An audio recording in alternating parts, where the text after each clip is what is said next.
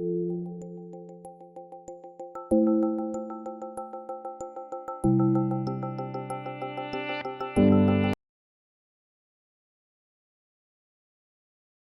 left with a bit of a message before about some of the choices we've made here. And I wanted to ask a question of everyone in the room who has certainly had it part of their career path to one day get out of Melbourne and go make it, whether that be in a company or their own startup somewhere else in the world, maybe London, San Francisco, something like that.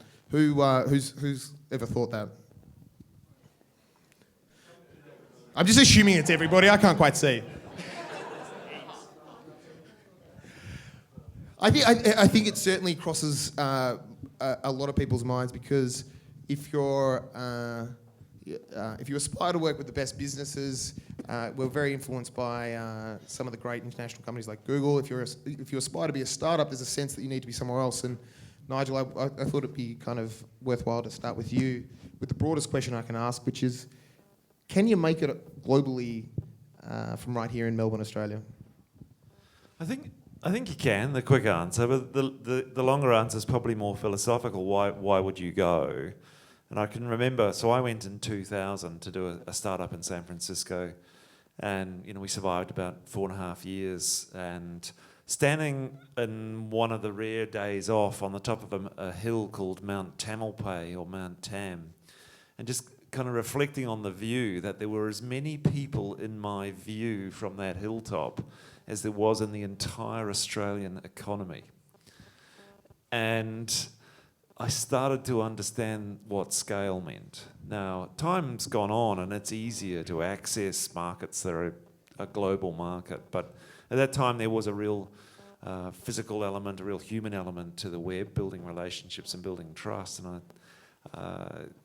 doing that from down under is hard, for sure. Then we talked earlier on about some of the constraints of the financial systems down here. How does the Valley work? The Valley's a simple recipe, and Guy Kawasaki's kind of a guy who said, why the hell don't you take all of the universities in Australia and just kind of put them in one town? And maybe then you could put a lot of the decent-sized businesses around that. And if it was somewhere warm like the Gold Coast, that'd be cool.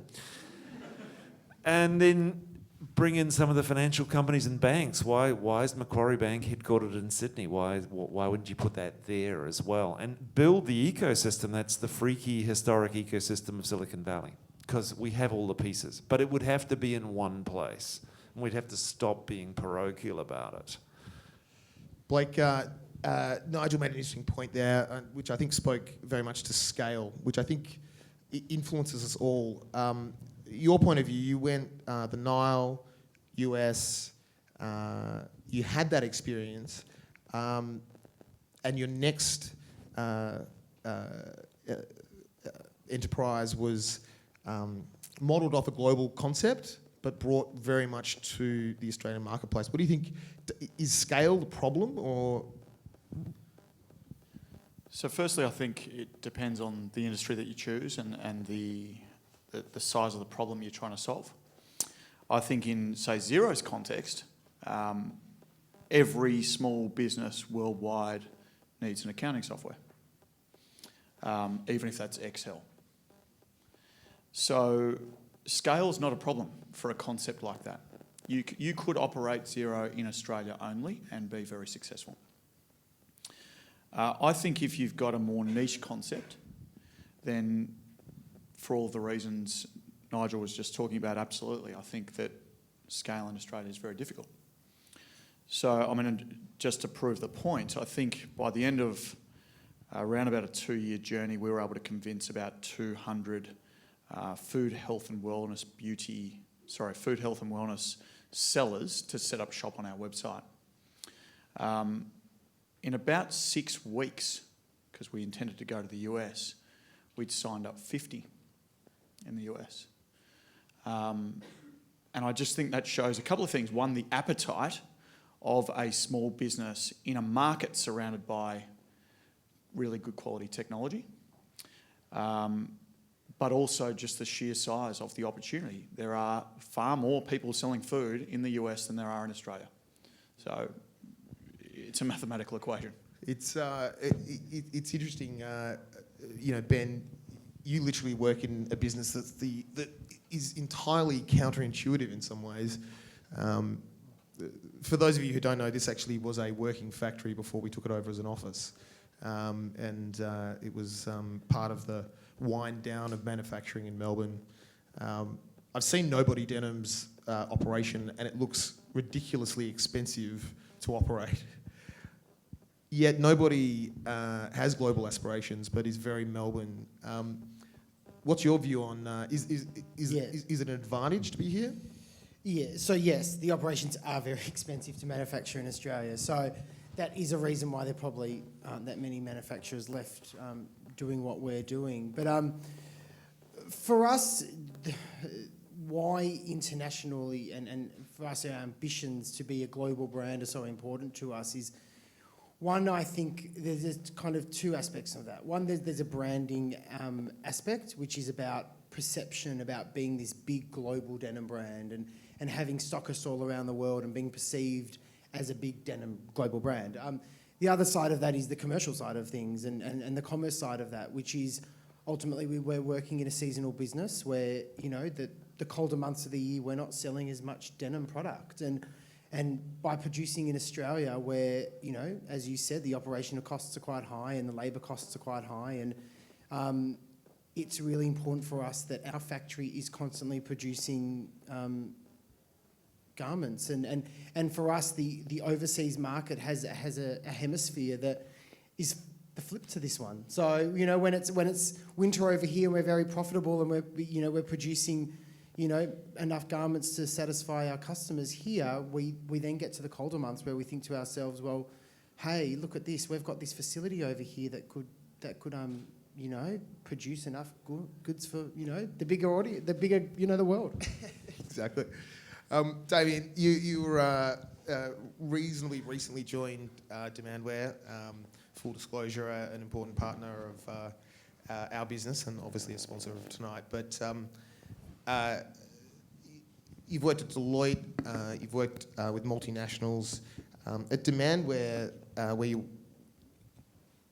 looking at the marketplace here, is it international businesses coming to Australia that are part of the future of Demandware, or is it local business that you're seeing growth from? There's two major types of conversations that we have with Demandware customers. So there's US or European or UK brands who are trying to build their business in Australia and APAC, and then there's our Australian customers who are trying to expand internationally. So I guess we get to learn a little bit about both perspectives on that thing. So I think scale was mentioned just before. I think it plays a big role. So I think international brands that are entering this market bring with them purchase power and scale, and all of that. I guess the power and influence that goes with it, strong brands. So we work with the likes of, Adidas and Hurley, some of those well-recognised global brands who are now selling into Australia on Australian sites. So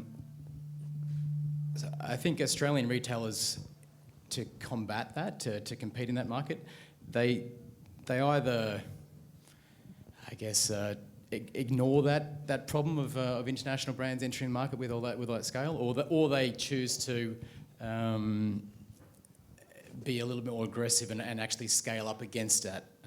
And to compete, they'll actually try and enter or expand internationally. So we then facilitate that growth for them. So it goes in both directions. Yeah, it's interesting, and Ben, I'll pick this up with you a bit later, but certainly you guys and the great story of Black Milk out of Brisbane. There's certainly success stories that we can point to, but they seem to be the outliers. And Nigel, I wanted to ask you, if I was to go off the top of my head, obviously I know Atlassian, it's not a consumer brand. We use it here. It's been a great Australian success story internationally. But it does seem that the car sales, Seek, and realestate.com.au, Web 1.0 stories have been the great success. Yet we don't, arguably, have many new examples of that coming through. No, it's very worrying, actually. I think people forget, and there's two things annoy me. Thinking of us as a kind of a startup, that's obviously ridiculous, but we still occasionally get referred to. We're 20 years old. 3 different goes at running that with And different. News Corp owned.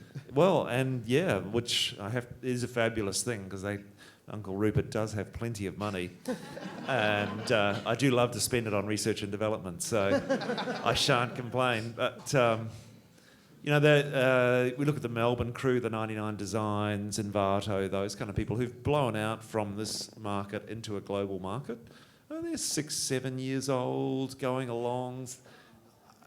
I tease them mercilessly. You're not a startup anymore. You're a grown-up business, and you need to start thinking like one. And there's a weird thing where we have an obsession about startup organisational culture and mistake that for being an actual idea, getting to consumers and progression. We should probably separate those. You can have a good culture in a company. It can be fun, and you can have a foosball table without being a startup. But we do need to support new businesses as they grow on a global scale, and I think that's where communities like this need to come together. This is building an ecosystem, so maybe someone does get to mentor someone else and give that a go. But no question, it's hard to make it on a global scale. Being brutal, I think Xero's having a real war of it in America. They're taking it to Intuit, a really solid player, and I don't think Bake would say that was easy, and I don't think 99 Designs would say it was easy trying to make money on a global basis. Such a good point. To the best of your knowledge, how the hell did a New Zealand startup come out of the gates and go after all of the major players? Peter Thiel's an investor. It seems an unlikely story, but I feel like New Zealand's killing it at the moment, but with Xero leading the pack. Is there any secret sauce there? Interesting around Nigel's comments early on around one community. So Auckland and Wellington are smaller cities and small economies. So they rally around each other, and they've had some really, really strong success stories, and now there's a lot of alumni from those businesses coming through and creating new companies. The way Xero did it, cash is king, and it's difficult to come by. You had a meeting of minds, so you had an accountant and an entrepreneur coming together to create what I clearly think is the best accounting product in the market, but we use it. Our customers will say accordingly. And I think that we were talking about this before, the best product wins. Yeah. And there's just no doubt about that. So Xero spends all of its time figuring out what makes the best accounting product for a small business customer. And every single question they ask every single day is not how do we make more money? It's actually how do we build a feature to entice or delight a small business customer. And it's very easy to say that, but I've only been there 6 months. I'm quite staggered by how fascinated they are with small business economics and cash management. So that's one part. I think the second part is that Craig Winkler was very upset with MYOB. So Craig Winkler was the founder of MYOB. And he gave Rod Drury, the founder of Xero, $6 million to take him on. Now, good investment. Not a bad investment. And so I think that talking about global battles, ultimately you have to come about cash somehow. And even that wasn't enough. So they were publicly listed very, very early on to access capital. And I think it's really important. It takes a venture capital-backed tech startup on average 7 years to profitability. So in Australia, can you last 7 years? Do you have enough cash at bank to go about it for 7 years?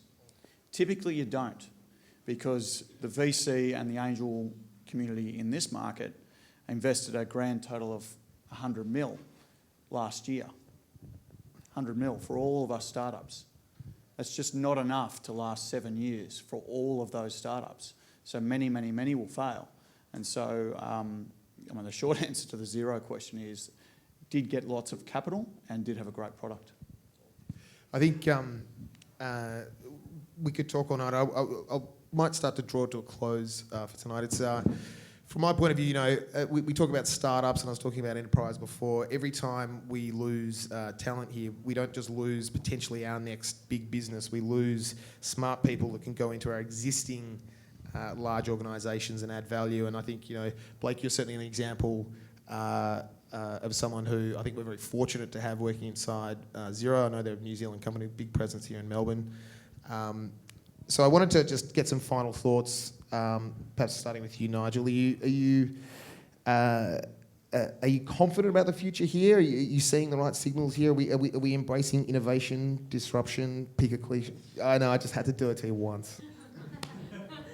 Look, I think I can put it from a personal perspective. I have a 14-year-old son who's slightly nerdy, takes after his dad, and I do care about a future where he's going to work in a place that's a healthy workplace that's got a global market. It's definitely doable for Australians. I think we do need to get our shit together and rally around the financial aspects of it, and Blake's dead right. The product still has to be good. Look at any great company that started and got going. It's less about the hype, and the product has to actually work. But we have a huge crisis coming in Australia, is when all of that dirt and iron and coal are dug out of the ground and gone. What exactly is this economy going to run on? And I'm in the real estate business. I can tell you now, it's not investment in property. Wow. It'll be intellectual property. And I do encourage people, you now have to start thinking beyond the internet. So we've been good at the internet. We're good at building accounting systems that work on the cloud and all these kind of things. But you're going to think me as as kind of a weirdo when I say start reading some science fiction, because literally this world is coming, and that is not the internet. That is virtual reality. It is another whole thing. So read Ready Player One, read Snow Crash, get your head around that, because that's, I'm pretty sure, what my 14-year-old will be working on, is building businesses in a virtual reality, and in that world, I think it will matter a lot less where you are. Absolutely. From perhaps a slightly different perspective, Damien, you, like a lot of people in this room, probably, I assume, could have worked in a lot of different careers and a lot of different industries. You've got a great CV. You've backed technology, and are you backing a winner? And how you feel about it? Well, I guess from my perspective on technology, it's and all the technology firms that I've worked with, it's always seen as an enabler. And I think for retailers in particular, which is our focus, if technology is seen as an enabler for global expansion or for expansion of any kind, you'll then remove the barriers for any of your growth that might be sort of perceived at the moment. And we're seeing some, the original question, which was what's the outlook like? We're seeing some great international expansion stories amongst our customer base. So the likes of 2XU and Michael L. Jeweller and Emu and all those sorts of brands that are either Australian born or New Zealand born, achieving great success overseas, Aaron Williams, etc. I don't think there's any bad news amongst that sort of customer base. So is that how you say it? 2XU? I thought it was shit. I thought it was 2XU. Been getting it wrong all these years. Well, Me too. It's you, but more. It's 2XU. 2 times you. It's not a pleasant thought. Ben, your thoughts? You've backed. You've been with particularly two very well-known brands here in Melbourne, but no doubt could have had the opportunity to work with international brands. I know how ambitious what you guys are doing. Does it make sense? Do you think you could build a global fashion brand out of Melbourne? Yeah, I do. I think, like we've all said, that the most important thing is be committed to what you do best at. And for us, we're manufacturers and we produce a really good product. We've got to continue to make a good product. I think competing on a global market, we're up there in terms of our product offering. Where I think the challenges for us is, being, far away from, I guess, the rest of the world. We need to compete with them. We don't have necessarily those advertising budgets and the big, we are a small family-run business. So we don't come with cash to throw at the big, global brands. But what we do have is we've got a community here with a strong voice, and I think the Australian market, especially in fashion and manufacturing, is really respected, and we have some really strong assets here, and like Nigel was saying as well, our IP here in terms of manufacturing is really strong. So I think there's a strong outlook. Nice. Blake, final words. There's no one else on this panel that's spanned the gamut from corporate to startups to the US to here. Where are you at? What are your thoughts? What do you think's going on? Are you leaving the country again? Are you with us? Mate, the timing of that question is very odd. I will have an answer to that in about 24 hours, so I won't answer it now. Where do I think this is all going? We've had the CIO of realestate.com.au give us a scoop saying don't invest in housing, and now everyone's hanging on what you're doing in the next 24 hours. All I can say is that Xero in the US is a very enticing prospect. We here in Australia have 10% of the market, so we have 200,000 customers on around about 2 million total market size. And in the US, we have about 40,000 customers on a total market size of 23 million, and a pretty ordinary but all-powerful competitor to take on.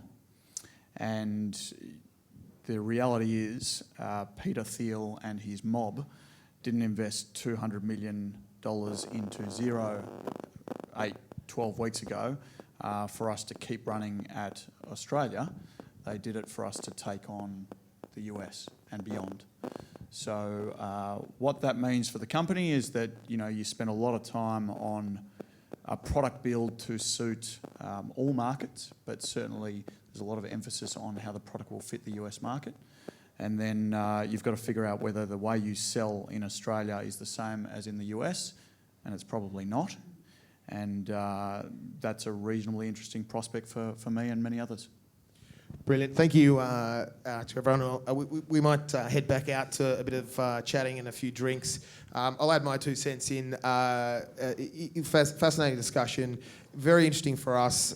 We spend a lot of time in discussions with... There's a tweet behind me that's funny, isn't it?